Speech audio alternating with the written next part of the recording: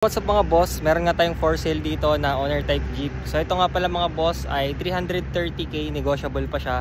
So tingnan natin guys yung binebenta natin na owner.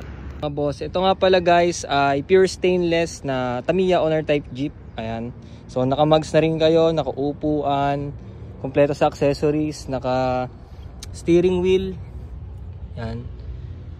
Circuit na gauges, may handbrake. Ayan, tapos ito pa. Tapos pwede nyo palagyan ng glass dito. So kung mabibili nyo to, pwede nyo to i-turn over sa amin sa Team Garute. Tapos yung mga gusto nyong parts, pwede natin ilagay dito. Yan. Kung mayroong gusto ko yung ipabago, pwede natin baguhin sa gusto nyong style. Ayan. So naka-tailgate nga pala itong mga boss. Tapos ito nga pala mga boss, naka-register siya. Kompleto ang papel. Yan, doon nga si boss. Yun, si bossing.